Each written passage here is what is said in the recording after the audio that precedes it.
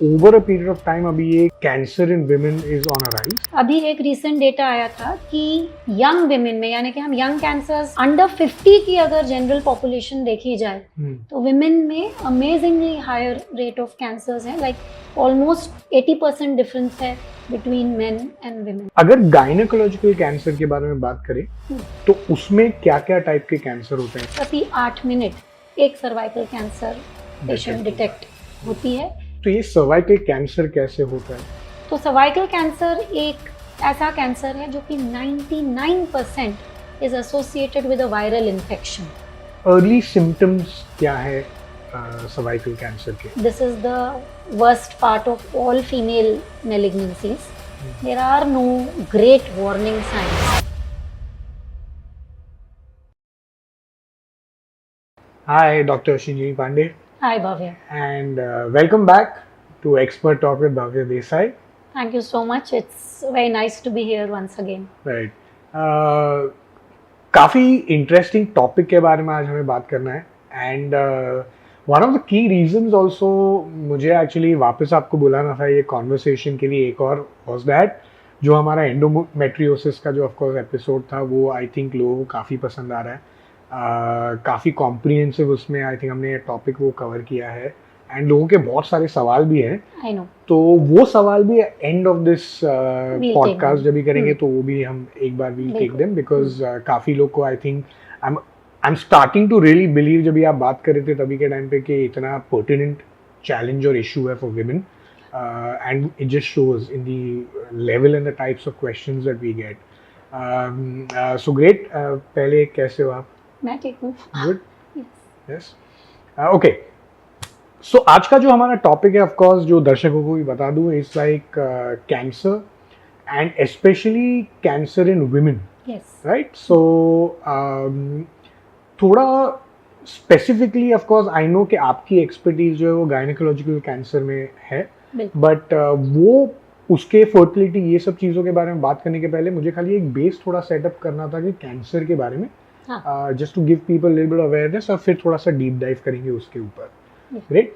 तो सबसे पहला क्वेश्चन मेरा है कि कैंसर एग्जैक्टली होता क्या है? बिकॉज लोगों को जनरली पता है कैंसर है, but what exactly is it?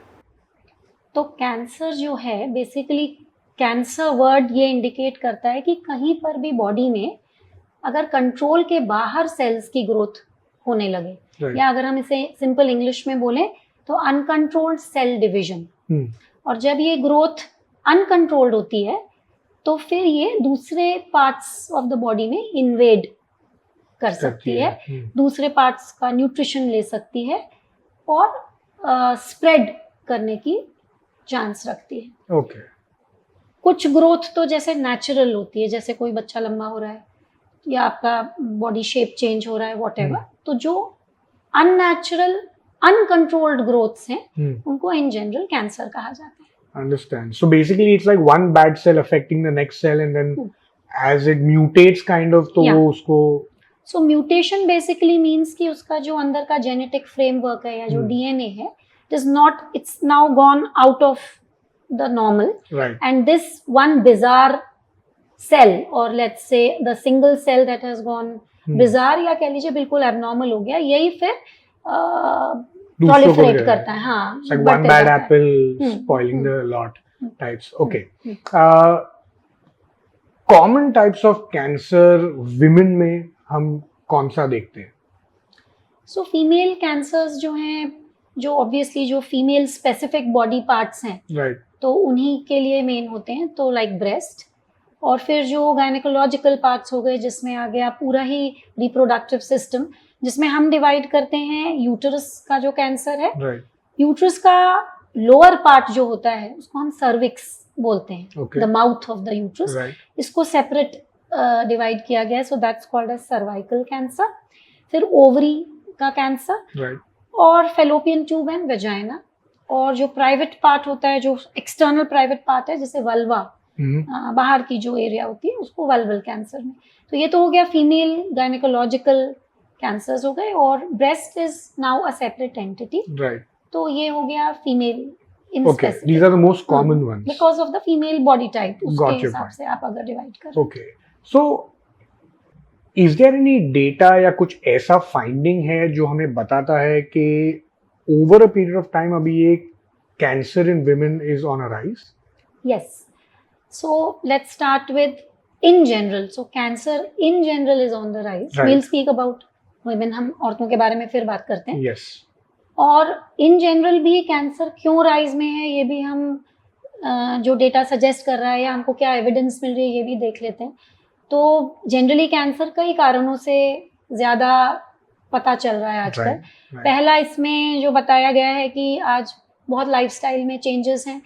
Lifestyle changes में आप कह सकते हैं कि उतनी हेल्दी लाइफस्टाइल कईयों की नहीं है. लैक ऑफ एक्सरसाइज है, वेट अनकंट्रोल्ड है, obesity is a big problem, drug abuse बहुत है, ड्रिंकिंग, स्मोकिंग ये थोड़ा सोसाइटी में अब ज़्यादा है शायद. तो ये तो हो गए लाइफस्टाइल फैक्टर्स. फिर कुछ हो गए जो एक्सपोजर है टू केमिकल्स, जैसे कह लीजिए कुछ इंडस्ट्रियल केमिकल्स हो गए. स्पेशली इसमें जो बेंजीन एक कंपाउंड होता है तो बेंजीन रिलेटेड या फिर सिलिका या एस्बेस्टोस रिलेटेड जो हैं, और भी बहुत हैं. तो जो इंडस्ट्रियल पोल्यूशन की वजह से कह सकते हो.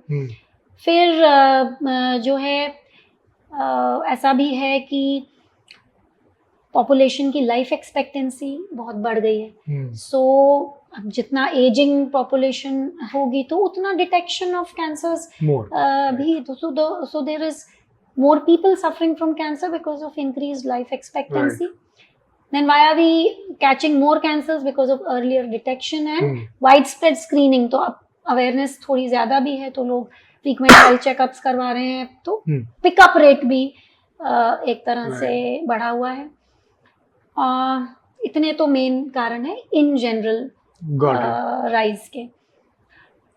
विमेन में अभी एक रिसेंट डेटा आया था कि यंग विमेन में, यानी कि हम young cancers under 50 age category में मानते हैं, तो अंडर 50 की अगर जनरल पॉपुलेशन देखी जाए तो विमेन में amazingly higher rate of cancers है. लाइक ऑलमोस्ट 80% डिफरेंस है बिटवीन मेन एंड विमेन. बहुत गहराई में इसके कारण कोई खास पता नहीं है, बट जो स्पेक्युलेटेड रीजंस हैं कह लीजिए वो ये हो सकता है कि भाई एक तो hormones and hormone related medication या जो प्रॉब्लम्स हैं उसकी वजह से. दूसरा फिर lifestyle is another major impact. Understand. But मैं एक्चुअली सोच रहा था कि जब भी आपने मेन और विमेन के बारे में बात किया तो ऐसा है कि आर विमेन जो है वो औरतें या लड़कियां जो होती है they are more prone to getting cancer? नहीं, ऐसा नहीं है. The rate is very for some reason which is जो थोड़ा विचित्र ही है. जो अंडर 50 पिकअप हो रहा है लास्ट कह लीजिए 2002 और अभी का जो एक बड़ा डेटा निकला है, तो 2002 से अगर अभी 2025 है तो what was the data in 2002 और अभी 2025 में there is a steep rise in women getting detected with cancer, younger women, under 50 women. Causes पर तो अभी शोध चल रही है यानी रिसर्च चल रही है. नहीं, क्यों मैं ये सवाल पूछ रहा हूँ इज बिकॉज यूजुअली जब भी आप, I mean again I could be completely wrong because मेरे पास कोई डेटा नहीं है ऐसा, बट मैं जनरली हियर से के हिसाब से जाता हूँ तो दो चीजें बहुत मुझे पर्टिनेटली सुनाई में मिलती है. नंबर वन, जब भी कार्डियक या हार्ट अटैक होता है तो यूजुअली हम हमेशा मेन, और जब भी रिसेंट टाइम्स में एटलीस्ट लास्ट 1-2 साल में जितने भी लोग से मैंने कैंसर के बारे में सुना है तो ज्यादा प्रिवेलिंग हमेशा मुझे औरतें या लड़कियां ही दिखती है. सो मैं उस हिसाब से आई डोंट नो, अभी उसके हिसाब से मेरे दिमाग में ये सवाल आया था. सो कार्डियक तो ये तो सर्वविदित फैक्ट है कि जो कार्डियक रीजन तो ये है कि विमेन में जो ईस्ट्रोजन हार्मोन है या उनके हार्मोन्स थोड़ा कार्डियो प्रोटेक्टिव रोल प्ले करते हैं. तो मेनोपॉज तक जब तक फीमेल के पास उसका अच्छा हार्मोन्स का स्रोत है तब तक they are relatively well protected. Cancer का ऐसा बाद में फिर the risk is almost the same post menopause. Cancer का ऐसा कोई अलग से वो नहीं है, but because of the female specific body type, तो ब्रेस्ट जैसे ऑर्गन अब फीमेल के पास ही है. Breast cancer is actually the highest in the world. तो इसके I think specific body type होने की वजह से होगा. Understood. Got it. Okay. Let's talk about what do you call not types. Type तो हमने वो डिटेल में तो हम जाएंगे ही. अगर गायनेकोलॉजिकल कैंसर के बारे में बात करें तो उसमें क्या क्या टाइप के कैंसर होते हैं, जैसा आपने बताया पहले भी, तो उसको थोड़ा डिटेल में समझेंगे. हाँ, सो जो हमारी ऑडियंस है उसके आज की मेन अवेयरनेस के लिए हम आज कर रहे हैं प्रोग्राम. तो मेन अवेयरनेस के लिए जो गायनेकोलॉजिकल कैंसर्स हैं इसमें हमने आज एटलीस्ट भव्या 3 डिस्कस करने चाहिए. पहला सर्विक्स वही मैंने बताया, माउथ ऑफ द यूट्रस, निचला भाग जो यूट्रस का है. दूसरा यूट्रस इटसेल्फ, और तीसरा हो गया ओवरी. बाकी के जो कैंसर्स हैं वो रिलेटिवली काफी रेयर होते हैं. तो चाहिए तो हम एक एक लाइन उन पर भी डिस्कस कर लेंगे. So we should I think start with cervical cancer. Cervical cancer आपको जस्ट इम्पैक्ट इसका बता दूं कि हर 8 मिनट में एक सर्वाइकल, प्रति 8 मिनट एक सर्वाइकल कैंसर पेशेंट डिटेक्ट होती है, और 1 in 53 women ये इसका एक इंसिडेंस कह सकते हैं. एंड इंडिया में तो it is one of the highest cancers in India. World wide India, या कह लीजिए तो थोड़े से जो इकोनॉमिकली लोअर जो कंट्रीज हैं उनमें cervical cancer is a major problem and a major cause of death in women dying from cancer. तो ये सर्वाइकल कैंसर कैसे होता है? हाँ, सो कैसे होता है, तो सर्वाइकल कैंसर के बारे में जो अगर हम कह लीजिए रिस्क फैक्टर्स की बात करें कि क्या चीज़ें हैं जो किसी भी लेडी को एट रिस्क करती हैं फॉर सर्वाइकल कैंसर. तो सर्वाइकल कैंसर एक ऐसा कैंसर है जो कि 99% is associated with a viral infection. So इस वायरस का नाम है HPV, या इसका फुल फॉर्म क्या है बताती हूँ. It's human papilloma virus. Now most of the times this infection is spread through sex or through penetrative sex. तो HPV infection जो है ये एक main cause है for the cervical cancer. इसके अलावा जो other causes हैं जो which can increase your risk for getting the cancer but are not direct cancer related, could be things like multiple childbirths. तो ये जैसे इसीलिए हो सकता है थोड़ा सा विलेजेस वगैरह में भी थोड़ा ज़्यादा पिकअप रेट होता है इसका. फिर दूसरा है मल्टीपल पार्टनर्स, ठीक है, and partners with multiple partners. तो and but that indirectly goes to saying कि सेक्सुअली ट्रांसमिटेड इन्फेक्शन जैसा ही है. फिर इसके अलावा smoking, other factors, tobacco use, ये सब से. Got it. These are high risk. मेरा वही क्वेश्चन एक्चुअली आपको था कि if it's basically happens or if it's a virus जो बहुत commonly आपको having multiple partners से हो सकता है, so then ये मतलब ऐसे situation में then risk of life for even HIV and all of these things is also the same, or so see, HIV is can be a sexually transmitted disease, but these are totally different. HPV is not HIV, it's very different. So let's understand, HPV actually बड़ा forgiving virus है. जैसे अच्छा, इसमें भी HPV के 2 variety होते हैं, जैसे लो रिस्क वैरायटी और कुछ स्ट्रेन्स उसके या वायरस के कुछ ऐसे वेरिएंट्स होते हैं जिनको हम हाई रिस्क HPV टाइप्स बोलते हैं. तो ऐसे 14 करीब 14 हाई रिस्क HPV वायरसेस हैं जिनको हम नंबर से एलोकेट करते हैं, जैसे 16 हो गया, नंबर 18 हो गया, 45 हो गया, और बहुत हैं. तो ये जो HPV हाई रिस्क वाले वायरसेस हैं, जब इनसे कोई इन्फेक्ट होता है तो there is a higher chance of this infection causing a change in the cells of the cervix which over the years can lead to cancer. So infection हो गया तो कैंसर होना है ऐसे नहीं होता बिल्कुल भी. इन्फेक्शन तो बल्कि ऐसा कहा जाता है HPV के बारे में कि अगर किसी को हाई रिस्क वाला इन्फेक्शन भी हुआ है तो भी बॉडी की सेल्फ इम्यूनिटी 1 ईयर में अप्रोक्सीमेटली इसको क्लियर कर देती है. ठीक है, अगर रिपीटेड HPV एक्सपोजर्स हैं या इन्फेक्शन नहीं क्लियर कर होता है तो भी इस इन्फेक्शन या इस ये वायरस जो है ये सर्विक्स के सेल्स में धीमे ऑल्टरेशन करके कैंसर तक पहुंचे. इसको 5 से 20 साल ओह वाह, ओके, लग सकते हैं। यही सबसे अच्छी बात है कि अगर आप टाइम पर पकड़ लीजिए, या जिसे हम कहते हैं प्री कैंसर गॉट इट, वाली स्टेज में पकड़ लीजिए, तो इसका 100% निदान मतलब समाधान या क्योर एंड मतलब ये काफी पर्टिनेंट है, बट इसकी अर्ली डिटेक्शन और ट्रीटमेंट भी काफी अच्छी तरह हो सकती है।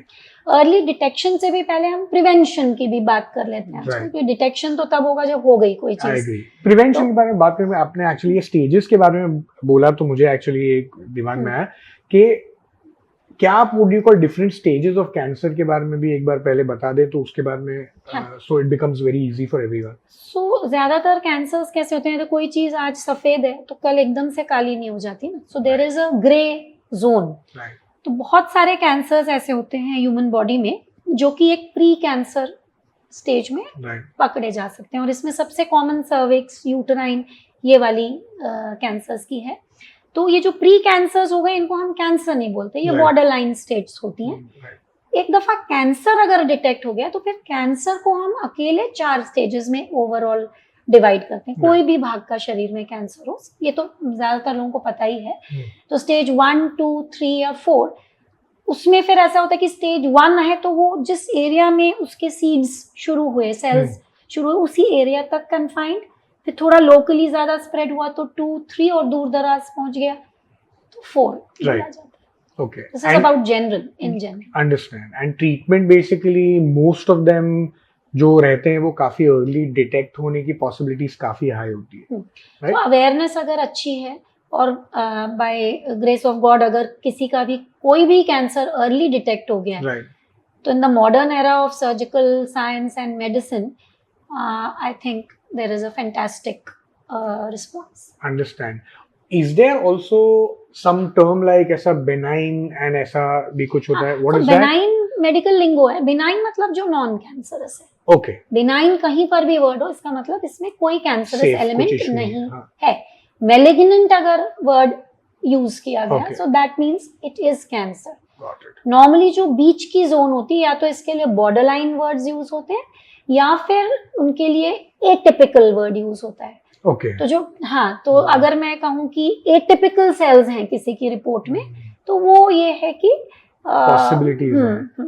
गॉट इट, इंटरेस्ट, बिकॉज आपको काफी ये सुनने मिलता है जब ऐसी सब चीजों में, वेदर ट्यूमर या even cancer and cancerous cells, तो काफी लोग बोलते हैं कि ये बेनाइन है, तो व्हाटएवर, तो इसीलिए मैंने सोचा, मेरे दिमाग में तो बेनाइन कोई भी पेशेंट अपनी रिपोर्ट पढ़े तो she should be happy. Benign is non cancer. Great, okay. Let's now come to back to the cervical cancer और उसके जो हमारे दूसरे और जो कैंसर्स के बारे में जो हमने बात करनी है। अर्ली सिम्टम्स क्या है सर्वाइकल कैंसर के? आई नो HPV के बारे में हमें बात करनी है, जो मैं आऊंगा उसके भी, but I want to just take it like in one stage at a time.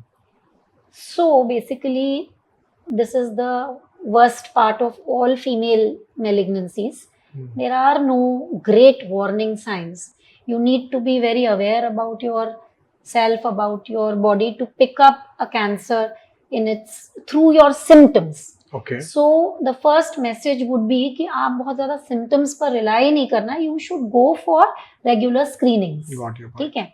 अब cervical cancer क्योंकि uterus के mouth lower area पर है, तो the commonest symptom could be an abnormal vaginal discharge.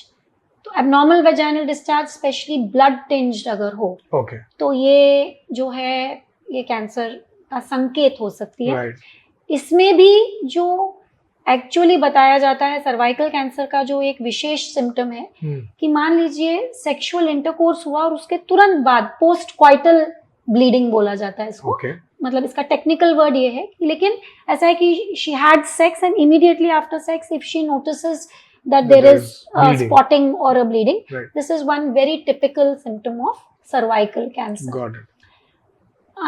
इसके अलावा जो symptoms हैं वो irregular bleeding दिख सकती है, because वो जो कैंसर का जो टिश्यू होता है वो माउथ पर होता है, तो थ्रू द वेजाइना वो ड्रिबल आउट कर सकता है। तो अगर ये लेडी नोटिस करती कि इसकी जो एक क्रम से ब्लीडिंग नहीं आ रही, जो महीना जो होना चाहिए, बीच बीच में स्पॉटिंग हो रही है, but then again this is the symptom for uterine cancer also and could be a symptom for and could just be a normal symptom of any hormonal imbalance.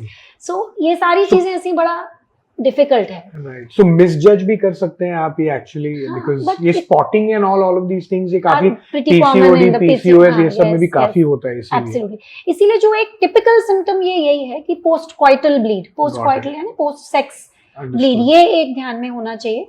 इसके अलावा फिर बाकी अनफॉर्चुनेटली जो सिम्टम्स आते हैं वो तब आते हैं जब थोड़ा स्प्रेड हो जाता है। तो जैसे अब जो पेल्विक एरिया है, जो लोअर एरिया है, वहां पर 3 मेजर ऑर्गन्स हैं, ब्लैडर, यूरिन वाला सिस्टम, रिप्रोडक्टिव सिस्टम और पीछे इंटेस्टाइन यानी लोअर जो कैनाल है, एलिमेंट्री कैनाल। तो जब अगर मान लीजिए यूरिनरी डिस्टर्बेंसेस या यूरिन करने में दिक्कत होने लगे या मोशन में कोई, तो दीज कुड सिग्निफाई इशू है। फिर बाकी सिम्टम्स वही हैं, वेग pelvic pain, pelvic discomfort, abnormal vaginal discharges, और फिर बहुत ज्यादा अगर कहीं फिर हायर जब स्टेज होती है तो फिर वेट लॉस, एपेटाइट, ये वो, तो फिर बहुत आगे की स्टेज सिग्निफाई। ओके, सो दूसरे जो कैंसर्स हैं उनके भी फिर सिम्टम्स बता दीजिए। सो अगेन जो यूटरस का कैंसर है, right. इसमें बहुत ही सूक्ष्म लक्षण होते हैं अगर लेडी को बिफोर मेनोपॉज ये हो रहा है। वन ऑफ द स्टार्केस्ट सिम्टम्स या सबसे जो एक कह लीजिए सटीक सिम्टम है कि अगर मेनोपॉज हो गया है और मेनोपॉज के बाद ब्लीडिंग दिखे तो इट इज हाईली लाइकली कि ये यूट्राइन कैंसर हो सकता है। तो पोस्ट मेनोपॉजल ब्लीडिंग तो एक बहुत स्टार्क सिम्टम हो गया। बट मान लीजिए लेडी को अभी मेनोपॉज ही नहीं हुआ है, तब फिर सिम्टम पकड़ना for uterine cancer is again very difficult, because वही वो उसको जनरली इरेगुलर हैवी ब्लीडिंग्स होंगी या इंटरमेंस्ट्रुअल, यानी कि मान लीजिए 2 पीरियड्स के डेट में बीच वाली जो एरिया जो डेट्स हैं उसमें ब्लीडिंग दिखेगी। फिर पेल्विक पेन हो सकता है, पेल्विक डिस्कम्फर्ट हो सकता है, सेम वेग सिम्टम्स हैं। ओवरी की भी बात कर देते हैं। ओवरी तो सबसे ही बेकार है। ओवरी के सिम्टम्स जनरली आते ही नहीं हैं। थोड़े मोड़े ब्लीडिंग इश्यूज वगैरह आ गए तो अलग बात है, otherwise in general ovarian cancer is the most notorious मतलब सबसे बदनाम यही वाला है, क्योंकि इसके सिम्टम्स जनरली स्टेज 3 स्टेज 4 में unfortunately ladies get detected when it is highly advanced because they don't have any major changes. What changes they may observe is थोड़ा पेट swelling जैसा, bloating, very vague symptoms। अभी bloating is such a symptom हर औरत को उसकी menstrual cycle में PMS में होती है, ठीक है। So bloating, पेट का साइज थोड़ा बड़ा बड़ा लगना, या फिर अर्ली satiety यानी कि थोड़ा सा खाना खाकर ऐसा लगना कि अब और नहीं जाएगा, भूख कम होना, ये वाले जो वेग सिम्टम्स हैं ये ज्यादा ओवेरियन कैंसर के होते हैं। Okay, so and sometimes that's why even ovarian cancer जो है जब बड़े हो जाते हैं ग्रोथ की साइज, तब जब प्रॉपरली पता चलती है हाथ से छूने में, उस लेवल पे कई बार और वो लेवल तक ट्रीट करना रेगुलर स्क्रीनिंग नहीं है सोसाइटी में। ऐसे कोई बहुत इतनी ज्यादा अवेयरनेस नहीं है कि आप अल्ट्रासाउंड्स बहुत रेगुलरली कराओ जाकर, या और स्पेशली एक एज में तो थोड़ा अवेयरनेस आती है कि भाई अभी मेनोपॉजल एज ग्रुप में औरतें थोड़ी सतर्क खुद भी हो जाती हैं, but younger population is not very, they don't even expect ना कि कुछ होगा करके। राइट, ये मेनोपॉजल के बारे में जब आप बात कर रहे थे और उसके टाइम पे अगर ब्लीडिंग हुई तो then there is a very high chance of it being a uterine cancer. If my understanding is correct, तो ऐसा can it also be misconstrued कि बिकॉज बहुत बार इन्फेक्शंस और ऐसे सब होने की वजह से भी ब्लीडिंग होती है? I am like completely so bleeding could happen because of some vaginal infection, but post menopause में अगर ब्लीडिंग दिखी है तो पहली ड्यूटी गायनेकोलॉजिस्ट की होती है rule out cancer. All other reasons are very secondary.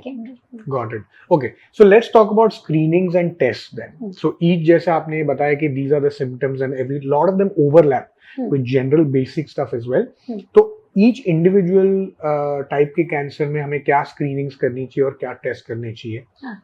So see, screening is available अच्छी तरह से only for cervical cancer. Unfortunately ऐसी कोई टेस्ट नहीं है यूट्राइन कैंसर की या ओवेरियन कैंसर की जो बिल्कुल ऐसे बता दे कि ये एट रिस्क है या ये she is going towards the development of cancer. Screening का मतलब ही ये होता है कि ऐसे लेडीज को पिकअप करना जिनको ये होने की चांस हो या हो सकता है। राइट।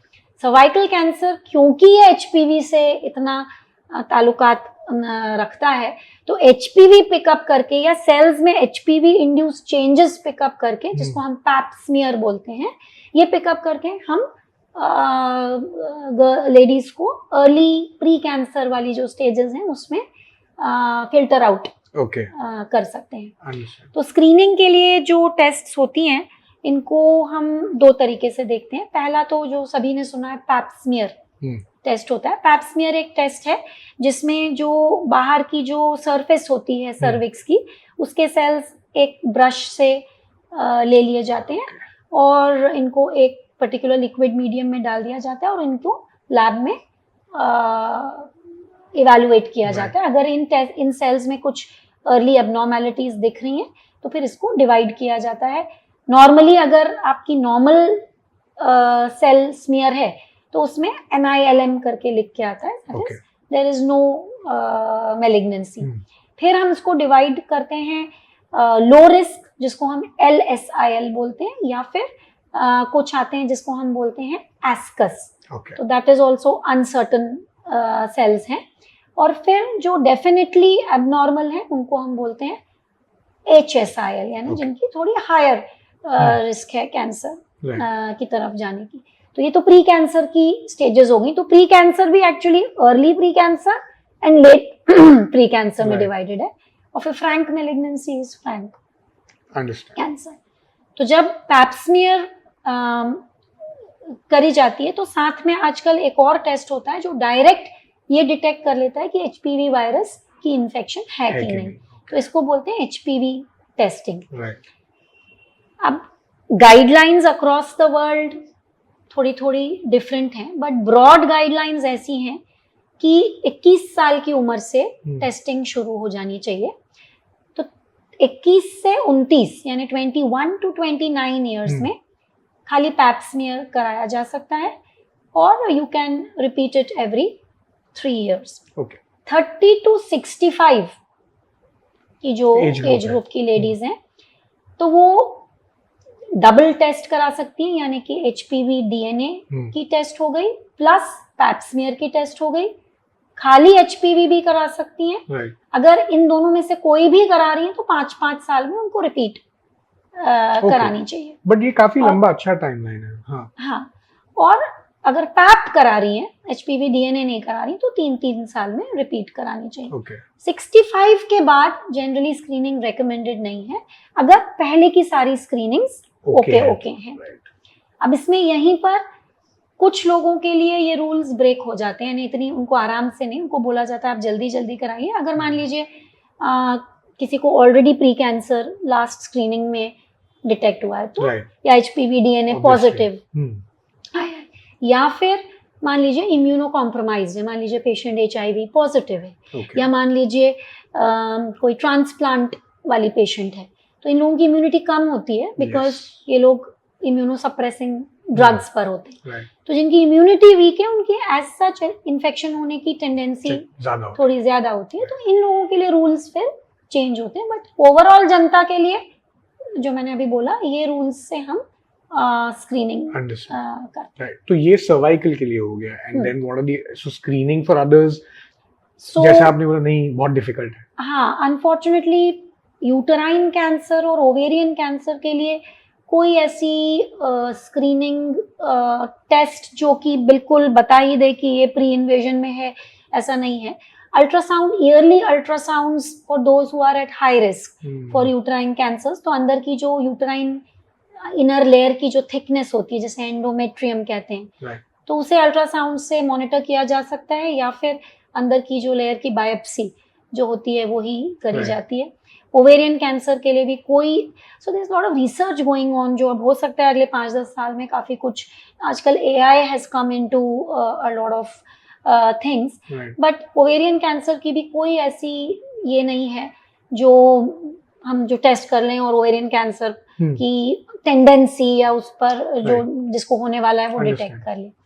यहाँ पर मैं एक बात बताना चाहूंगी, कुछ ऐसी बीमारियां होती हैं ऐसे जिन्हें हम कहते हैं सिंड्रोम्स, फैमिलीज में रन करते हैं, तो जिनका फेमिलियल कैंसर की हिस्ट्री होती है, उन लोगों के लिए हम यूटेराइन कैंसर और ओवेरियन कैंसर के लिए regular screening with certain tests और सर्टन बायोप्सीज हम बताते हैं। तो जैसे आपने भी सुना होगा ब्रका म्यूटेशन होती है, BRCA। So interestingly if you know Angelina Jolie, so she had this BRCA mutation and got her protective surgery done in order to prevent herself from, let's say, ovarian and breast cancer. तो BRCA mutation ऐसी है कि it runs in families, तो it is transmitted from the parent to the child. So इनकी DNA damaged होती है इनके cells की. So women carrying or people carrying BRCA mutation is of two types, BRCA1 and BRCA2.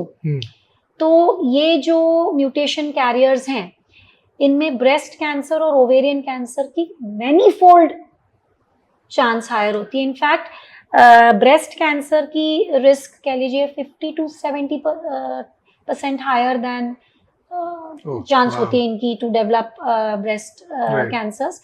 And similarly ovarian cancer भी BRCA1 mutation की around 35 times than the normal general population. Right. And BRCA2 भी almost 11 to 17% of ovarian cancer इनकी higher chance होती है। तो अगर किसी को फैमिली में ओवेरियन कैंसर है तो as such आजकल तो रूल्स ऐसे हैं कि अगर ओवेरियन कैंसर डिटेक्ट हो गई तो म्यूटेशन स्टडी, जेनेटिक स्टडी कराई दी जाती है। तो फिर एक बार पॉजिटिव आ गया तो फिर घर में जितनी यानी यंगर सिस्टर है या डॉटर है तो अगर कोई म्यूटेशन कैरियर है, अभी डिजीज नहीं हुई है, तो दीज आर कैंडिडेट्स की जिनकी ईयरली इन्वेजिव टेस्टिंग भी हम जैसे करते हैं, जैसे बायोप्सी लेना, and these are sometimes people who will be told कि आप प्रोटेक्टिव सर्जरी करा लीजिए, या जैसे ब्रका वाले हैं तो जैसे बच्चा हो गया, चाइल्ड बर्थ हो गई तो यूट्रस रिमूव करके ओवरीज रिमूव करवा लीजिए as soon as the work of that part is over. इसी तरह से यूटेराइन कैंसर का लिंच सिंड्रोम करके एक फैमिलीज में रन करने वाली सिंड्रोम होती है। लिंच सिंड्रोम की जो पेशेंट्स होते हैं उनमें यूटेराइन कैंसर, कोलन कैंसर इनका बहुत हाई रिस्क होता है, and sometimes it is the uterine cancer that presents first. Okay, तो इसी तरह और बहुत सारे सिंड्रोम्स हैं। तो जो ये जेनेटिक काउंसलिंग करते हैं या जब कोई डिटेक्ट होता है फैमिली में तो फिर उनकी जैसे स्टडी होती है तो किसी का पॉजिटिव आया तो फिर उनके घर वालों को भी स्क्रीन किया जाता है। Technically it is like every year for someone जो ऑलरेडी मतलब like kind of a candidate है जिसने थोड़ी अर्ली साइंस दिखाई, या तो जेनेटिक या तो इन जनरल, अदरवाइज मतलब एक एज ब्रैकेट के बाद में 3 साल फिर 5 साल is the general standard where you should constantly screen. मतलब मोटा मोटी मेरा सवाल ऐसा है कि अगर कोई लड़की या कोई any girl woman, how often should they get themselves screened? It doesn't matter the age. Let's assume के whatever normal कोई है individual. सर्वाइकल कैंसर तो हमने अभी स्क्रीनिंग बताई दी, तो एज 21 to 29 फिर 30 to 65 ऐसे बता दी। कोई गाइडलाइंस यूटेराइन और ओवेरियन कैंसर्स के लिए नहीं है, बट ये जरूर है कि व्हेन अ वुमन क्रॉसेस 40 सो एक screening baseline ultrasound, transvaginal ultrasound every 2 to 3 years होना ही चाहिए, and at the slightest hint of anything abnormal तो एक detailed proper gynecological workup होना ही चाहिए। Okay. ये सर्वाइकल कैंसर के बारे में जब आप बात करते हैं और आप HPV के बारे में पहले बात कर रहे थे, तो HPV वैक्सीन क्यों इम्पोर्टेंट है?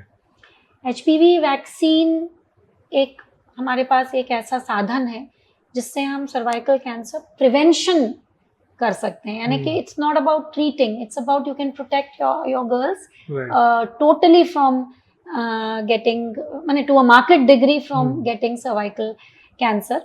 तो HPV वैक्सीन का भी ऐसे रूल्स हैं कि it offers the best protection if the girl takes it young in the day, यानी कि before she embarks on her sexual journey अगर उसको लगा दी जाए तो उसकी प्रोटेक्टिवनेस मैक्सिमम होती है। तो आजकल तो 9 years से ही एडवोकेट कर दी जाती है, एक अराउंड 12 years के आसपास देना अच्छा है मेरे हिसाब से। बट अगर आप ऑफिशियल रिकमेंडेशन US वगैरह में देखेंगे तो 9 to 14 years उन्होंने रेकमेंड करी है। बेस्ट आगे ये भी होता है कि विद इन 25-26 years अगर अगर ले सकें तो बेहतर ही है। As such up to 45 years ली जा सकती है। डोजेस थोड़ा डिफरेंट होती हैं, अगर कोई 9 to 14 में ले रहा है तो खाली 2 ही डोजेस लेनी पड़ती हैं, तो उसको जो एक 0 डोज बोला गया और फिर एक 6 to 12 मंथ्स बाद एक सेकेंड डोज। तो अगर आप अर्ली ब्रैकेट में दे रहे हो तो आपको 2 ही डोज लगवानी है, और अगर आप ओल्डर ब्रैकेट में दे रहे हैं तो फिर 3 डोज लगती हैं। तो एक 0 हो गई, फिर एक at a gap of 1 to 2 months, तो 1 to 2 वाली एक सेकेंड डोज हो गई, और फिर एक 6 वाली हो गई। अब इसमें भी ये है कि does it offer a lot of protection if given to women after 26? Very difficult to say, but even मेरा तो ऐसा सोचना है, अगर थोड़ा भी प्रोटेक्शन देती है तो why not, नुकसान तो कोई नहीं है।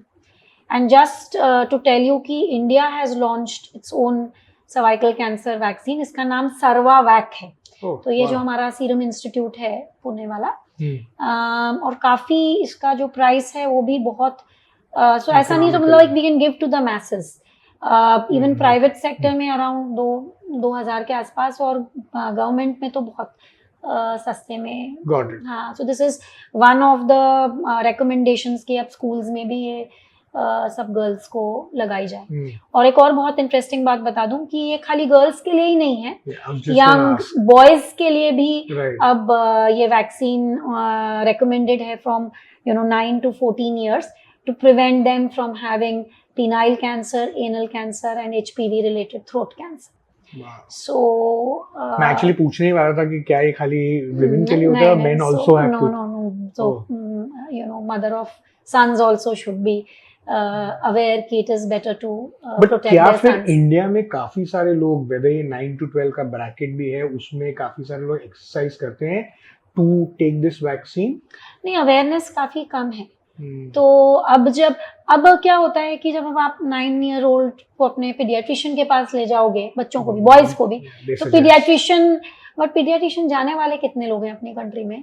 खाली tier A, tier B cities वाले लोग जाते हैं। सो द वास्ट मेजोरिटी तो कौन ही पीडियाट्रिशियन के पास जाएगा कि उस ब्रैकेट में आपके बच्चे को, आपको एडवाइस कर दिया जाएगा कि बच्चे को लगा लीजिए। स्कूल में अगर इनकल्केट हो गया, अगर through the across the nation, तो फिर I'm sure it will cause a huge leap in us getting control on the disease. Because मैं यही सोच रहा हूँ एक्चुअली कि इतने सालों में मुझे भी HPV वैक्सीन के बारे में नहीं ज्यादा पता, एंड मैं एक ऐसा इंसान हूँ, एटलीस्ट मैं मानता हूँ मैं एक ऐसा इंसान हूँ जो काफी वोरेशियसली कंटेंट कंज्यूम करता है, हर एक चीज के बारे में। एंड मुझे ऑफ कोर्स HPV वैक्सीन के बारे में पता था, पर मुझे ये नहीं पता था कि अगर वो इतने 9 to 12 के एज ब्रैकेट में ले women, तो ये cervical cancer basically protection is very high.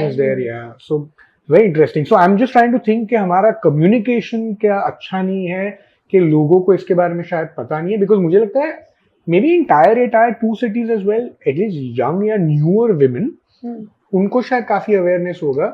Younger women in my clinic come and ask for it now, so that's the good part. Bonus, yeah. आज से 8 साल पहले तो कोई नहीं अवेयर था इसके बारे में। अब तो मदर्स भी आती हैं, और even older women are asking for it, but younger तो they are, mothers are making their daughters take the vaccine की भाई 14 के पहले हो सके तो, नहीं तो एटलीस्ट हॉस्टल वगैरह जाने की जो एज आती है कि once they go and once they are sexually active, उसके पहले हो जाए तो थोड़ा बेटर है। इंटरेस्टिंग, या बिकॉज मैं भी वही सोचा कम्युनिकेशन का could be like whatever one of the things. Okay, symptoms के बारे में बात करने के साथ साथ I actually also wanted to take like preventive, जो आप बात करते हो वो काफी इंटरेस्टिंग है, बिकॉज प्रिवेंटिव के साथ साथ में मुझे एक्चुअली फर्टिलिटी के बारे में भी इसके साथ में बात करनी है, तो वो मैं थोड़ा सा लेटर ऑन वीडियो कॉल लेके आना चाहता हूँ। बट जनरली जैसा आपने बोला, जो मेरे दिमाग में आ रहा है इज दैट के ओवेरियन और अपने जो ये दूसरे एक और कैंसर है उसके बारे में सिम्टम्स पहले से पता चलना बहुत डिफिकल्ट है। तो how does a doctor then deduce कि क्या? सो सी लेट्स टॉक, सो अभी सर्वाइकल कैंसर तो काफी सॉर्ट आउट हो गया, let's speak of let's say uterine cancer. तो यू नीड टू नो कि रिस्क वाले कौन लोग हैं जिनको यूटेराइन, क्योंकि सिम्टम्स तो बड़े प्रिडिक्टेबल तो नहीं है, ठीक है, तो जो रिस्क वाले जो पॉपुलेशन है कि कौन ऐसे है जिसको यूट्रस का कैंसर ज्यादा होने की चांस है, राइट, तो basically here is where the weight comes as very very important parameter. Heavier weight women have a twofold risk of uterine cancer, and women who are already in the BMI के हिसाब से जिनकी obese category हो गई, इनकी तो risk threefold होती है. So weight is very very important when assessing any patient, या patients should also know this. The second thing is diabetics जो होती हैं, we females who are diabetics, या कह लीजिए हम इसके लिए आजकल एक वर्ड यूज करते हैं इंसुलिन रेजिस्टेंस. तो जो जिनको इंसुलिन रेजिस्टेंस वाली प्रॉब्लम है, these also have a threefold risk of getting uterine cancer. फिर जिन औरतों को इररेगुलर पीरियड्स आते हैं थ्रू आउट देयर लाइफ, यानी द पीसीओ कैटेगरी, तो टीनेज से ही ये शुरू हो जाती हैं कि इनको रेगुलर पीरियड्स आते ही नहीं है, डिले होकर आते हैं. ये दिखाता है कि इनकी ओव्यूलेशन रेगुलर नहीं है. तो जो लड़कियों की ओव्यूलेशन रेगुलर नहीं होती, एन ओव्यूलेशन कहा जाता है इसे, इनकी भी ईस्ट्रोजन एक्सपोजर बॉडी में ज्यादा होती है. तो ज्यादा ईस्ट्रोजन एक्सपोजर से इनकी चांस पीसीओडी वाली या इस तरह वाली जो महिलाएं हैं उनको भी थोड़ी सी रिस्क यूटराइन कैंसर की ज्यादा होती है. फिर और कौन सी महिलाएं हैं जिनको कह लीजिए जिनके बहुत हार्मोनल ईस्ट्रोजन ट्रीटमेंट्स लिए हुए हैं फॉर एनी रीजन. कुछ औरतें होती हैं पुराने नॉट पुराने, अभी भी एक ड्रग है जिसे हम टैमोक्सिफेन कहते हैं, जो ब्रेस्ट कैंसर पेशेंट्स को as a protection for breast cancer long term दी जाती है. तो ये मेडिसिन का भी एक साइड इफेक्ट होता है कि ये यूट्रस में ईस्ट्रोजन एक्सेसिवली मैनिफेस्ट करवाता है. तो ये सब बहुत सारी ऐसी चीजें हैं जो ऑब्वियसली, फिर मैंने आपको लिंच सिंड्रोम बताया, तो ये अगर फैमिलीज में या जेनेटिक लिंक है अगर कैंसर का, so these are the women whom you can filter out and you tell them कि भाई, so you a young girl comes to your clinic who is not menstruating regularly, looks quite obese, तो ये वाली लड़कियों को तुम counsel कर सकते हो, उनको बता सकते हो. I mean, don't say cancer, but you tell them the importance of exercise, managing their weight and regularizing their cycles. Right. Incidentally, women who use contraceptive pills, जो फैमिली प्लानिंग के लिए जो pills यूज करती हैं, so these women are protected from the effect of uterine cancer, and this protection is so good कि अगर आपने 1 से 5 साल अपनी लाइफ में, अपनी सेक्सुअल लाइफ में कभी भी पिल खाई है for the purpose of contraception, तो ये आपको अगले 30 साल बाद भी हेल्प करेगी. And same for ovarian cancer. So pills से लोग इतना डरते हैं कि पिल मत देना, कुछ गड़बड़ हो जाएगी, या तो I just want to send a message across कि जो कंबाइंड पिल्स हैं जिसमें ईस्ट्रोजन प्रोजेस्टेरोन बैलेंस्ड डोजेस में होता है, इनको बोला जाता है combined contraceptive pills. These are actually protective for uterine cancer and ovarian cancer. See, pills have their own side effects. I am not advocating pills in that way, क्योंकि जिनको blood clots बनने की टेंडेंसी है, stroke आने की tendency है, तो उनमें these can get risky, but otherwise pills can be very protective. इसी तरह से women who have kids and fertile women are protected from uterine as well as ovarian cancer. और सबसे इंटरेस्टिंग फैक्ट यूट्राइन कैंसर के बारे में ये है कि अगर किसी का पहला बच्चा 40 के बाद होता है, just for any reason, so she is markedly protected for uterine cancer. या दूसरी तरह से इसको वर्ड करें कि अगर मेनोपॉज के कुछ साल पहले ही बच्चा हुआ हो, लेट तक बच्चे हुए हो, तो भी this is a protective influence. But ये कॉन्ट्रासेप्टिव पिल के बारे में बात करें आप, तो ये इमरजेंसी कॉन्ट्रासेप्टिव पिल नहीं है. It's not like the I pill, it's the regular. I pill is not recommended. Okay. I pill has a बहुत सारे उसके side effects. I pill is what it is for. It's for emergency, and it should only and only be used in the case of an emergency. Okay, I mean, this ये तो for the- regular है, जो हम जो इतना दूरदर्शन पे भी बहुत कुछ साल पहले देखो माला डी माला एन करके Right, आता था, अभी right. भी बहुत प्लान्स में, इनफैक्ट जो गवर्नमेंट प्रोग्राम्स है फैमिली प्लानिंग प्रोग्राम्स में, उनका तो इसमें जो फ्री में वितरण होता है ना, Understand. तो ये जो कॉन्ट्रासेप्टिव पिल्स हैं, these are protective. Got it. Okay. Now let's talk about what you call fertility angle with a little bit of cancer. अब समझो अगर कोई महिला है, जो महिला को बेसिकली हमने अनफॉर्चुनेटली डिटेक्ट नहीं कर पाए और उनको कैंसर आ गया any form, how does it affect उनकी फर्टिलिटी पे? Very nice question.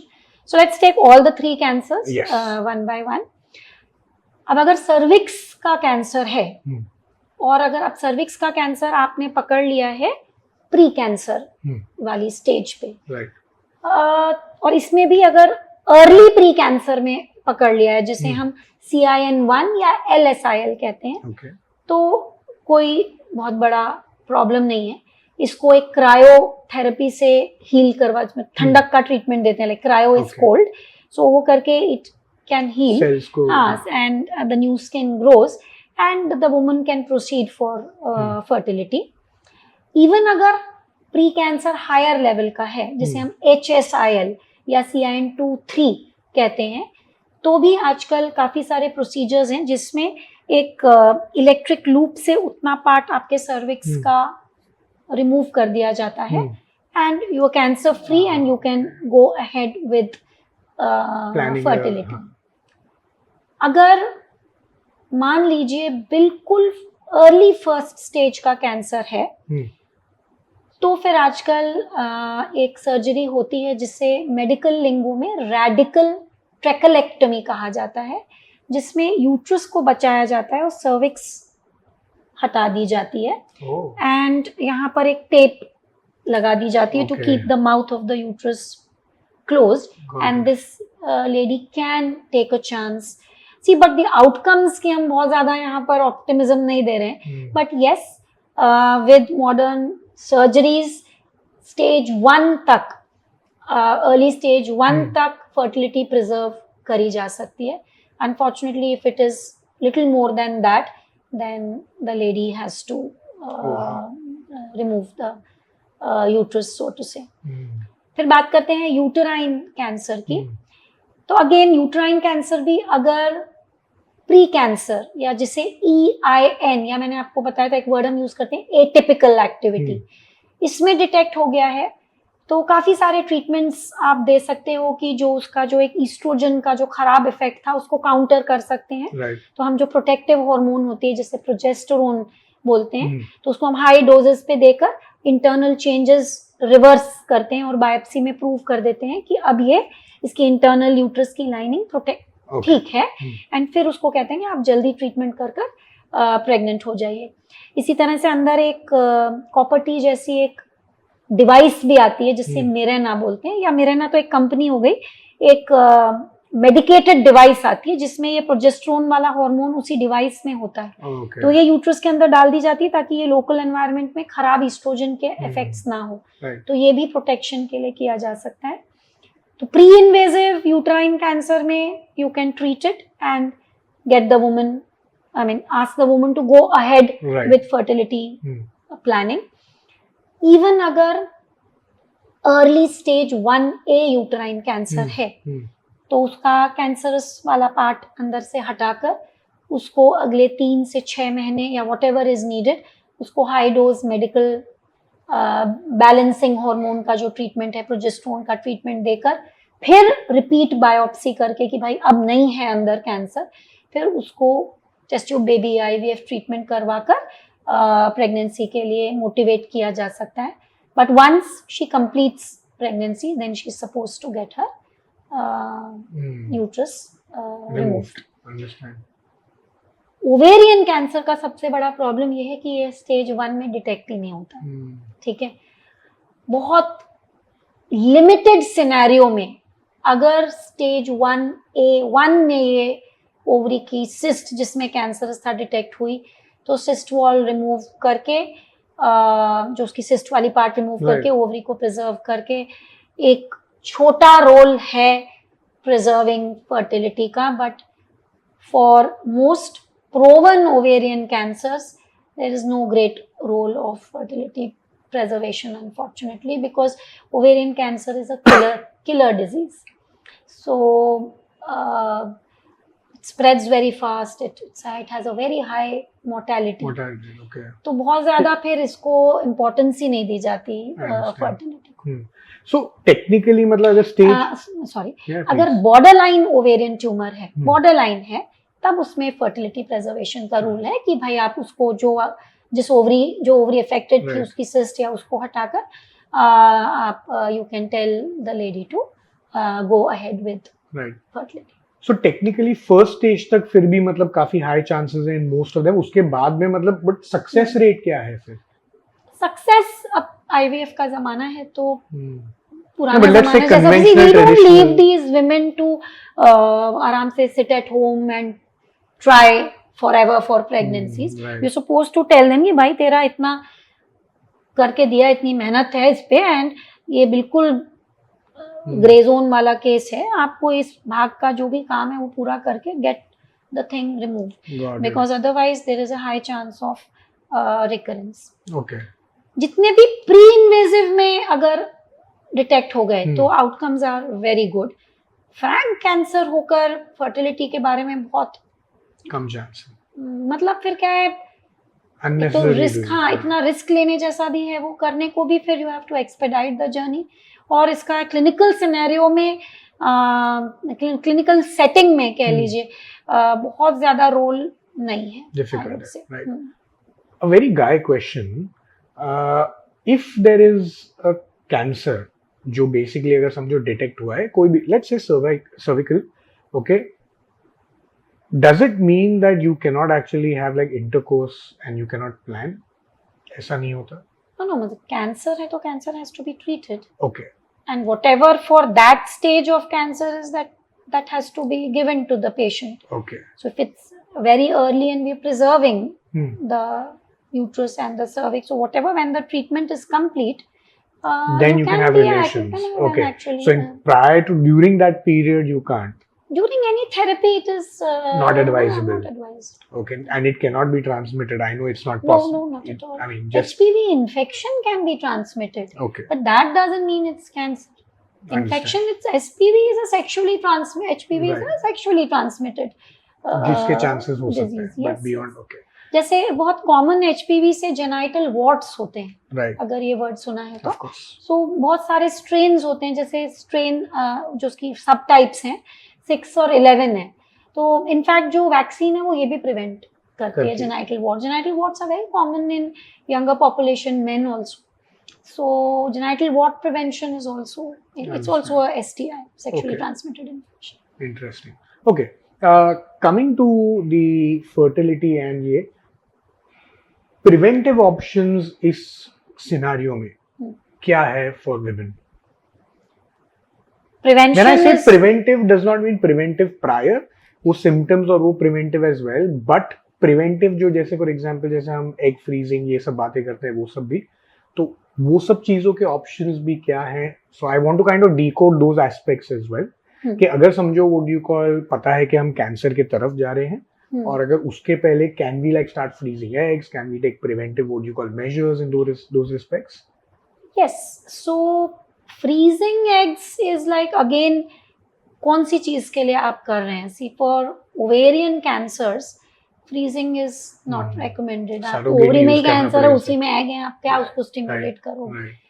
और एग फ्रीजिंग के बारे में थोड़ा अलग तरीके से सोचा जाता है. जैसे एग फ्रीजिंग कभी कभी मान लीजिए किसी को कैंसर है और रेडिएशन लगने वाला है, या आगे जाकर उसको मतलब रेडिएशन थेरेपी उसकी होने वाली है, तब उसकी या तो एग्स फ्रीज करवा दी जाती है, या ओवरीज को थोड़ा अपनी जगह, मान लीजिए पेल्विक एरिया में रेडिएशन देना है, तो उसकी ओवरीज को हम अपनी ओरिजिनल प्लेस से ऊपर शिफ्ट कर देते हैं. तो इस तरह की बहुत सारी cancer management and cancer care में इस तरह के बहुत सारे मोडालिटीज आते हैं, जिसमें आप whatever you can do to enhance her fertility and it's not just even fertility, it's her femininity, जो आप कर सकते हो वो आप पेशेंट के लिए करते हो. राइट.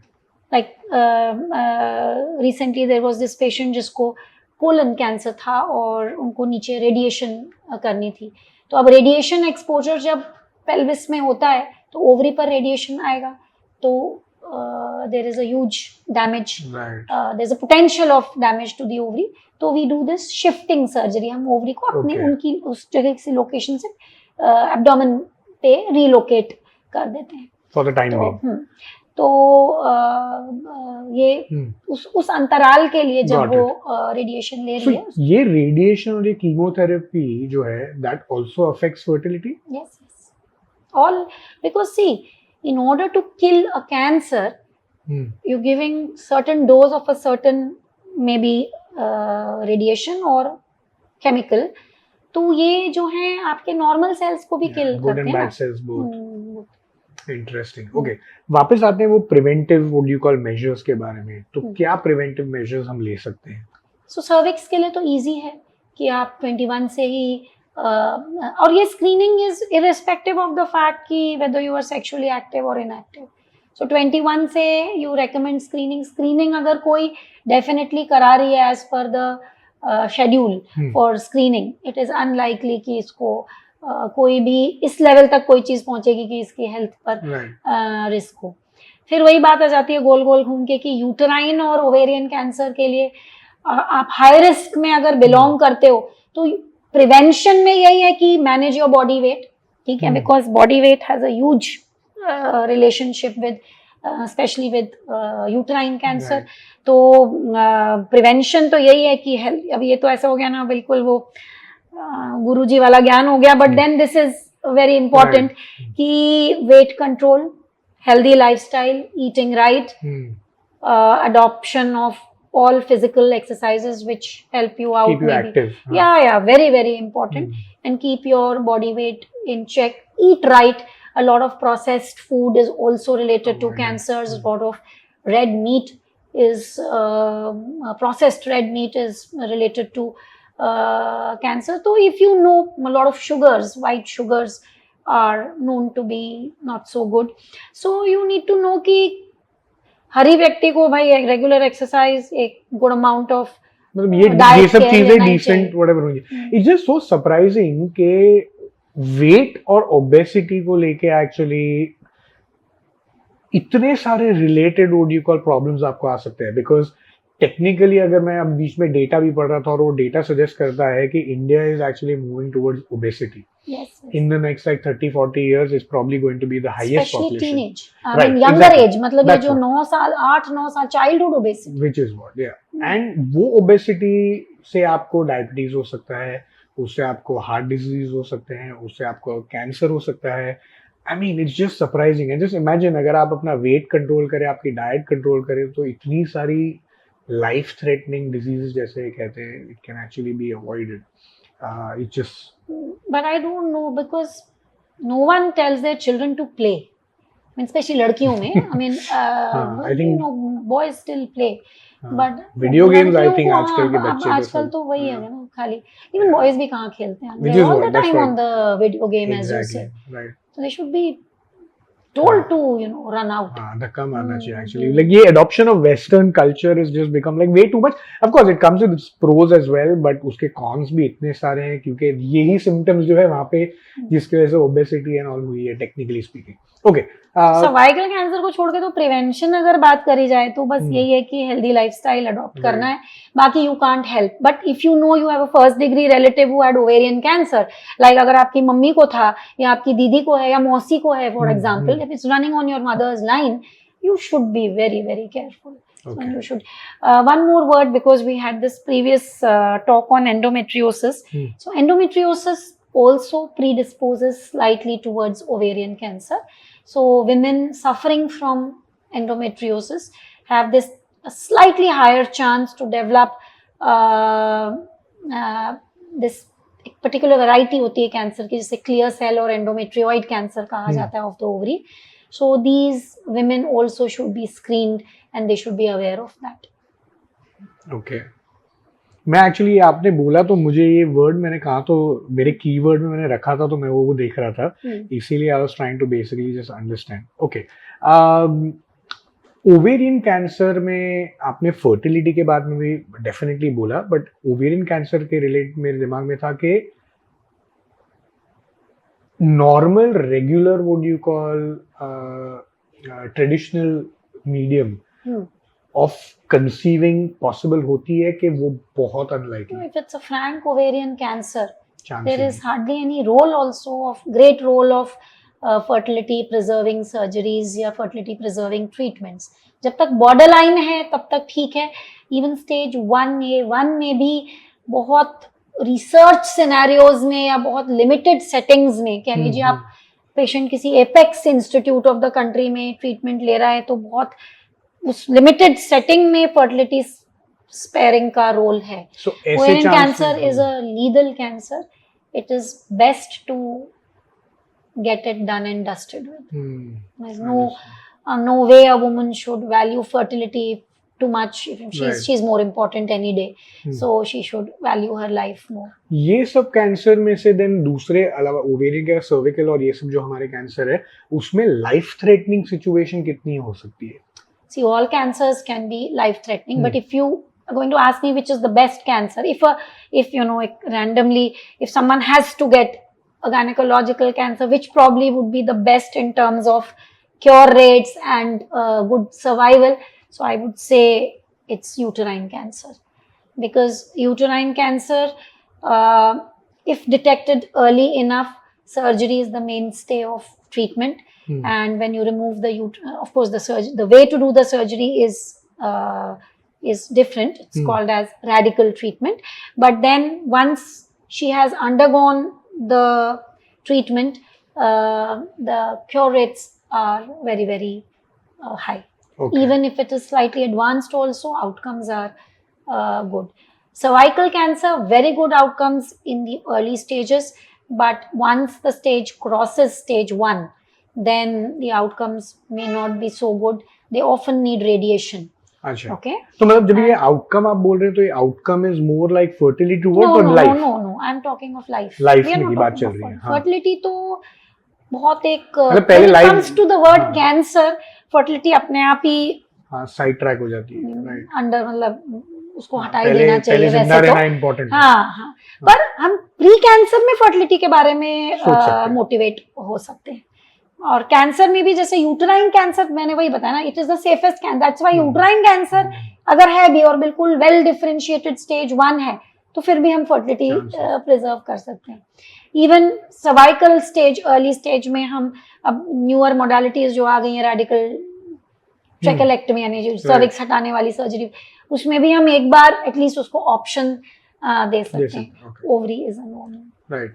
सो ऐसे केसेस में बेसिकली अभी हमारे पास ट्रीटमेंट्स क्या अवेलेबल हैं जो हम एक्चुअली कर सकते हैं ईच केसेस में?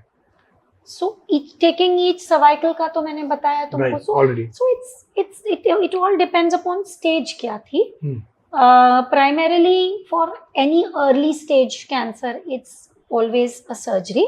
ओके, या and for any cancer that goes more into advance stage पे चले जाए तो फिर मल्टीपल मोडालिटीज लग सकती हैं। So it could be a surgery with a combination of either chemotherapy और रेडिएशन और बोथ। अब इम्यूनोथेरेपी भी आ गई है।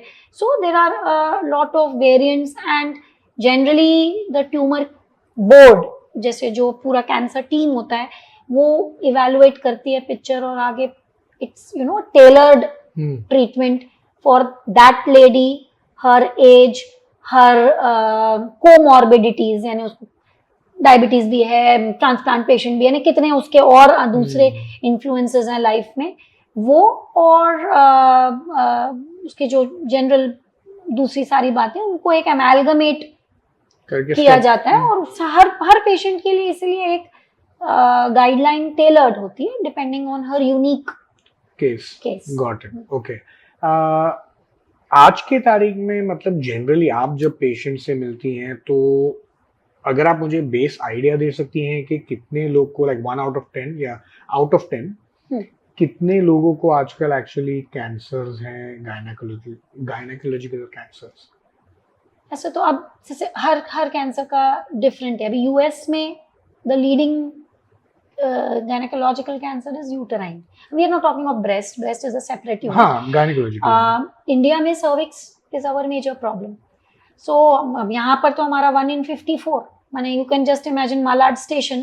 So Malad station has like maybe 500 women on that station. So you divide them into batches of 50. तो उनमें से आप एक निकाल लीजिए बाहर. So they are candidates for cervical cancer. माने अब ये तो बहुत ज़्यादा है.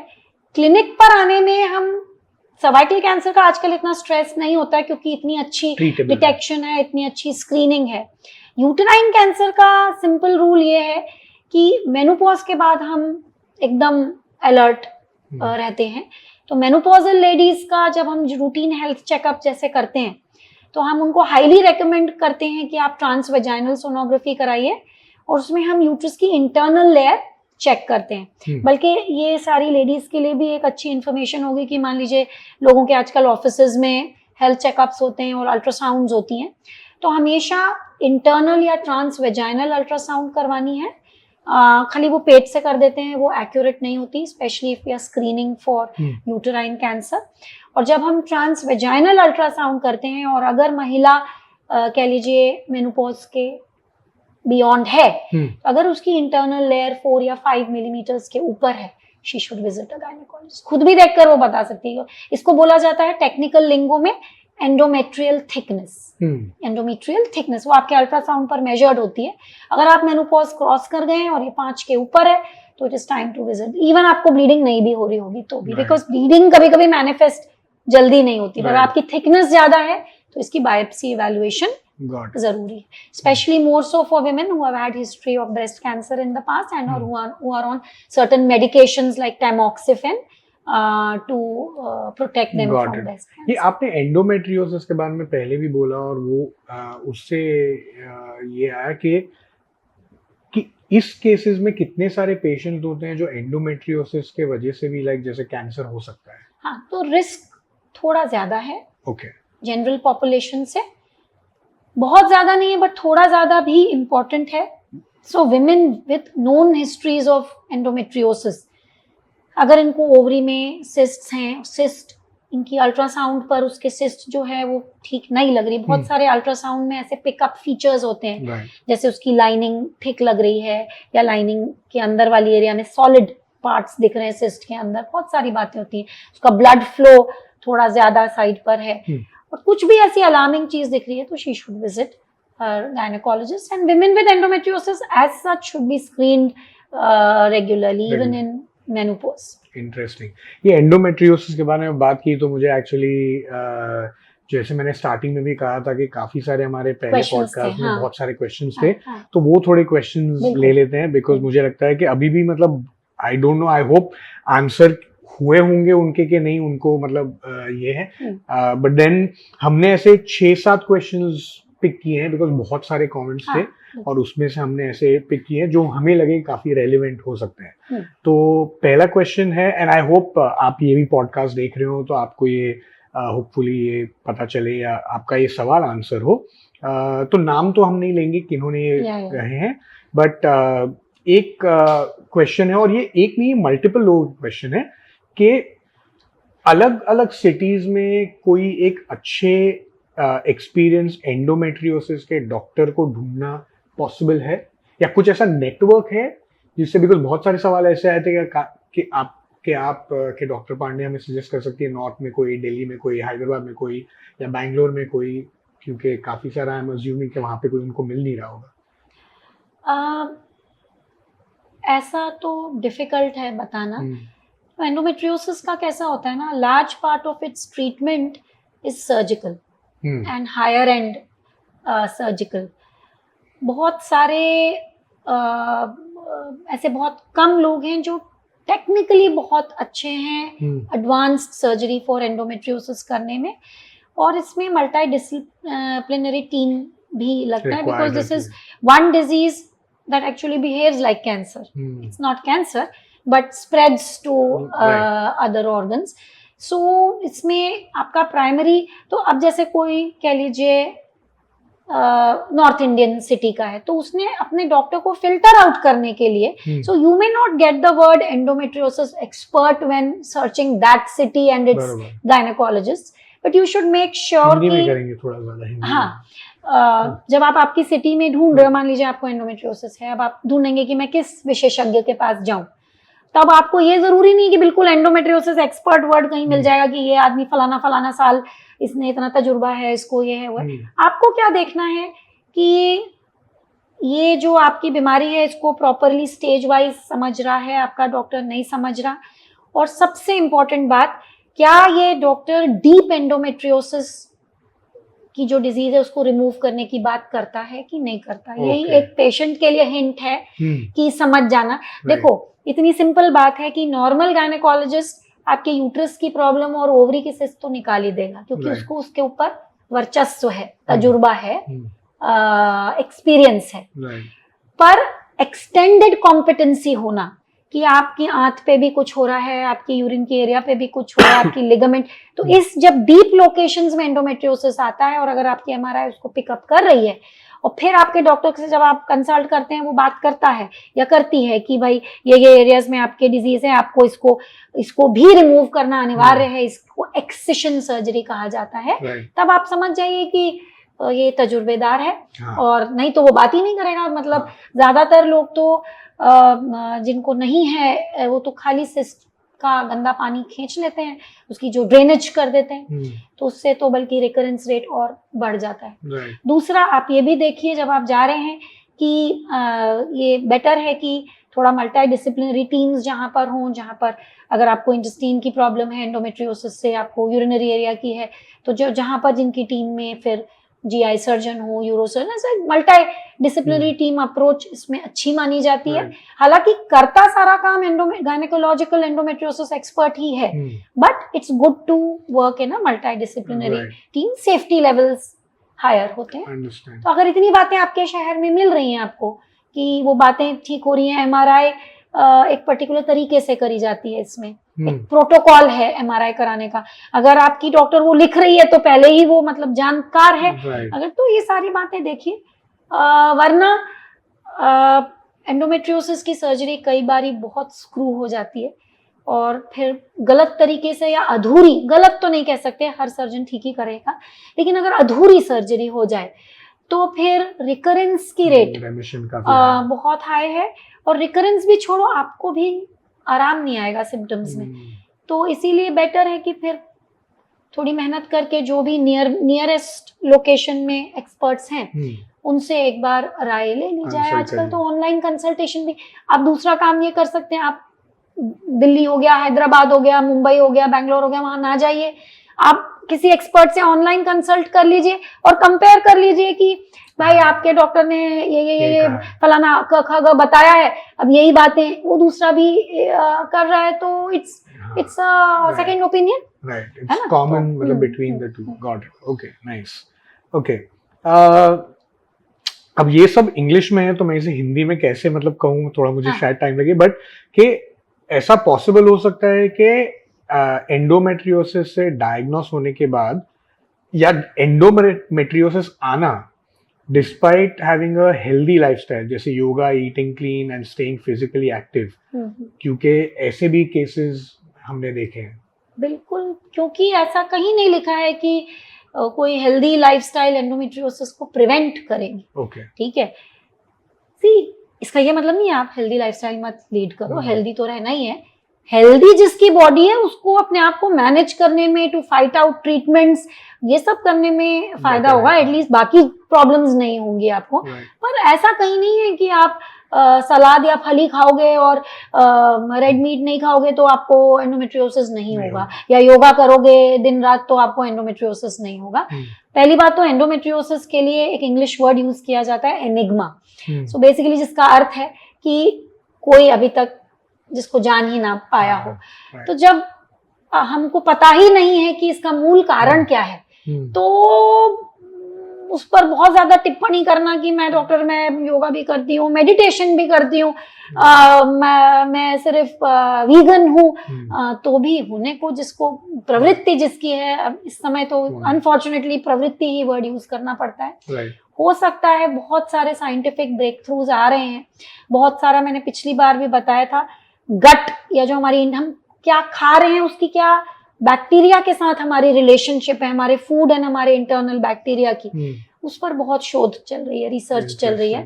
तो कल को कुछ आने की बहुत संभावनाएं हैं कि हो सकता है कि कुछ हम अपनी गट बैक्टीरिया की क्वालिटी चेंज करके, हो सकता है एंडोमेट्रियोसिस की जर्नी मॉडिफाई कर सकें या उसकी टेंडेंसी कम कर सकें। Let's wait for the evidence based science. Got it, okay.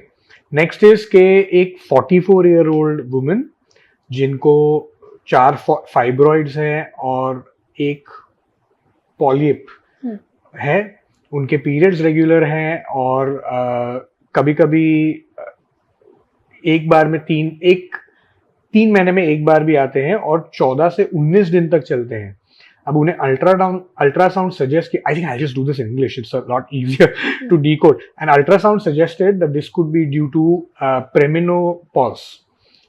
Is this a common occurrence and could premenopause really be the cause? No. So don't, so Hindi में बात करनी। हाँ। तो पेरीमेनोपॉज तो एक अवस्था है, ठीक है। सारी औरतें जो 50 से 5 साल इधर 5 साल उधर, ये सब पेरीमेनोपॉज में। पेरीमेनोपॉज का मतलब होता है कि भाई अब आपकी बॉडी में ऐसे चेंजेस जो मेनोपॉज की तरफ ले जा रहे हैं, मेनोपॉज के बाद वाले कुछ साल जो हैं उसको पेरीमेनोपॉज बोला जाता है। अगर आपकी सोनोग्राफी ये कह रही है, अल्ट्रासाउंड ये कह रही है कि फाइब्रॉइड्स भी हैं, पॉलिप मतलब यही लाइनिंग की, जो हम एंडोमेट्रियल कैंसर में जो लाइनिंग देखते हैं, जब ये ज्यादा थिक हो जाती है तो ये थिक होने की वजह से लाइक अ सॉफ्ट गांठ जैसी दिखती है, तो उसको पॉलिप बोलते हैं। तो these are signs of disease, ये प्रॉब्लम्स के संकेत हैं। तो इनको प्रॉपर गायनेकोलॉजिस्ट के पास जाइए। पॉलिप को तो हटाना जरूरी है। आपको भले ही 3 से 4 महीने में पीरियड चल भी रहा है, 15 दिन 19 दिन 20 दिन, ये कोई शुभ लक्षण नहीं होते। हाँ, तो इनको प्रॉपरली हैंडल करिए, ट्रीट करिए और आपका डॉक्टर खुद ही एडवाइस करेगा। अंडरस्टैंड। नेक्स्ट अप इज के ये हमने एक्चुअली ट्रीट कर दिया, मैंने ये सवाल हमारे इसमें पूछा कि इंक्रीज लिंक है एंडोमेट्रियोसिस और कैंसर को डेवलप करने में, तो हम ये स्किप कर देंगे बिकॉज हमने ऑलरेडी आंसर किया है। Next is I am 52, married with 2 children and was recently diagnosed with endometriosis. I'm struggling to find information relevant to my age group. So what steps should I take now and could the condition be related to menopause? So no, condition is not related to menopause, but post-menopausal endometriosis हालांकि कम है, rare है, पर फिर भी up to 2% महिलाओं में पाया जाता है। और इन महिलाओं को उतना ही सतर्क होना चाहिए और आपको पूरा इवैल्यूएट करवाना ही चाहिए यदि आपके डीपर ऑर्गन्स पर है, या स्पेशली बिकॉज अब आप थोड़ा हायर रिस्क ब्रैकेट में है, बिकॉज मेनोपॉज के आगे वाली उम्र थोड़ा कैंसर की प्रवृत्ति वाली उम्र है, प्लस एंडोमेट्रियोसिस में ओवेरियन कैंसर की थोड़ी सी रिस्क ज्यादा भी होती है। तो it is time for her to be alert and meet a gynaecologist. और आप प्रॉपर एमआरआई और ट्यूमर मार्कर्स की जो टेस्ट होती है, जैसे CA-125, रोमा इंडेक्स, ये टेस्ट आपको करानी चाहिए अगर आपकी सिस्ट की साइज बड़ी है या सिस्ट जो है वो ठीक थोड़ा आउट ऑफ द वे दिख रही है एमआरआई पर। Understand, okay. Next up is के एमआरआई जो है, विच specific type of MRI is recommended for conclusive diagnosis of endometriosis? Also, is it possible to get it done without a doctor's prescription? So ideally it should be with the prescription, because कई बारी ऐसा होता है कि doctor के मन में 2-3 diagnosis चल रही होती हैं, तो आप तो पेशेंट हैं, आप उस हिसाब से मॉडिफाई तो नहीं कर सकते कि मान लीजिए मैंने एक एंडोमेट्रियोसिस की महिला देखी जिसको सिस्ट है, अब उसको एंडोमेट्रियोसिस के सिस्ट के अंदर मुझे ऐसा लग रहा है कि शायद कैंसर हो सकता है, तो फिर एमआरआई थोड़ा सा चेंज हो जाता है। नॉर्मली जब मैं एंडोमेट्रियोसिस के लिए एमआरआई कराती हूँ तो प्लेन एमआरआई होता है, प्लेन पेल्विक एमआरआई। इसको एक पर्टिकुलर तरीके से रेडियोलॉजिस्ट डॉक्टर जो होते हैं वो लोग करते हैं, और इसकी एक सिस्टम होती है रिपोर्टिंग की, है ना। इसको टेक्निकल लिंगो में बोला जाता है हैशटैग एंजियन रिपोर्टिंग। ओके, तो अगर आप ऐसे लिख के, जब हम लिख के देते हैं हमारे रेडियोलॉजी कोलीग्स को, तो हम ये लिखते हैं कि भाई हमारे पेशेंट को एंडोमेट्रियोसिस प्रोटोकॉल से एमआरआई पेल्विस का करना है, ये Right. प्लेन एमआरआई होना चाहिए, और इसमें हमको रिपोर्टिंग एंजियन सिस्टम के हिसाब से Right, चाहिए। right. एंजियन सिस्टम का मतलब है compartment based. Got it. Compartment मतलब इंटेस्टाइन का कंपार्टमेंट हो गया, यूरिनरी कंपार्टमेंट, हर कंपार्टमेंट पर गूगल मैप जैसा उसको मैप आउट Right, करना डिजीज right. को। अब मान लीजिए यही मुझे डाउट है कि भाई सिस्ट में कुछ प्रॉब्लम है, तो मैं फिर कॉन्ट्रास्ट एनहांस्ड एमआरआई करवाऊंगी। okay. तो फिर मैं वहां लिखती हूँ कि एमआरआई पेल्विस एसओएस कॉन्ट्रास्ट। तो इसलिए अपने आप तो प्रिस्क्रिप्शन नहीं देनी चाहिए, पर और एमआरआई का ये है कि इसका Got it. Protocol. Got it, okay. Next है और लास्ट वाला जो हमने पिक किया है वो है अच्छा, ये हमने ले लिया, विच इज बेसिकली के वहाँ पे दूसरे whatever specifically north India Hyderabad में कौन सा ये है। तो ये व्हाटएवर मोटा मोटी जो हमारे क्वेश्चंस थे, ऑफ कोर्स बहुत सारे और भी क्वेश्चंस थे, बट ओवरलैपिंग हमें जो काफी ये लगे रिपीट हुए, तो उसमें ये था। आई होप आपके भी सवाल, बट यस अगेन एक डिस्क्लेमर भी मैं देना चाहूंगा डॉक्टर के बिहाफ पे भी, कि ये बेस्ट केस सिनेरियो में आप ये एडवाइस दे रहे हैं, तो प्लीज मतलब उनको आपकी हिस्ट्री एग्जैक्टली पता नहीं है, तो Yes. उस हिसाब से she is giving this so that, but then yes आपके जो भी डॉक्टर्स रहेंगे उनसे भी आप एक बार प्लीज कंसल्ट करिएगा। सो बाद में कोई ऐसा ना बोल दे कि आपके वहाँ देखा था और डॉक्टर शिंजिनी ने बोला तो हमने तो वैसे ही ब्लाइंडली फॉलो किया। But then yes, great, thank you so much doctor once again हमारे यहाँ आने के लिए। और ये I must thank you, it's always a pleasure to be here and discuss with you. Thank you so much, I hope आपको अच्छा लगा, I hope you liked it very much. Thank you so much, thanks.